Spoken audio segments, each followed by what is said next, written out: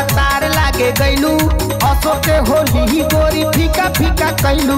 अरे बात के समझ एकदम नैहर के तू छोड़ यार भतार लागे गईलू, असो के होली ही गोरी फीका फीका कैलू। सुनो आवतनी मिले सुनो होलिया में, आवतनी मिले सुनो होलिया में।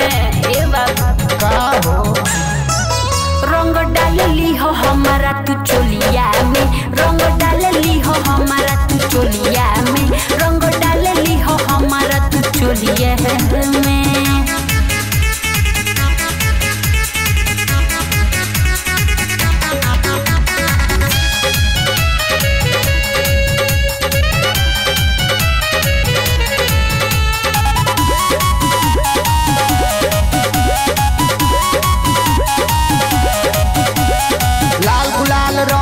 के वेट तो हर कर जहाँ मन करी डली हमाना नहीं कर। अरे पहले आई तब ना, अरे सब तो हरे न हो। लाल गुलाल रंग लेके वेट तो हर कर जहाँ मन करी डली हमाना नहीं कर। रंग ले ली हो ज्यादा तू झोलिया में, रंग ले ली हो ज्यादा तू झोलिया में।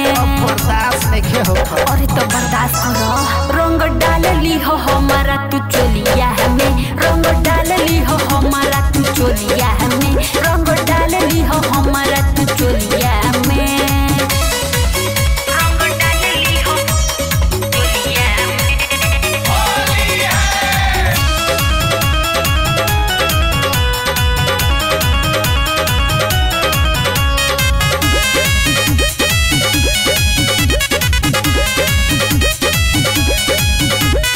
देख हमार लोड बाटे भरल पिचकारी, नीचे ऊपर पानी पानी करी हो साया साड़ी। अरे लाला का रखले रही हो। अरे सब लाले लाल बा। देख हमार लोड बाटे भरल पिचकारी, नीचे ऊपर पानी पानी करी हो साया साड़ी। सुनो उस मनोहर आबो कोलिया में, सुनो शैलेश बिहारी आबो कोलिया में। अरे आओ ना पिछवे तक रंग डाल ली हो हमारा तू चोलिया में, रंग डाल ली हो हमारा तू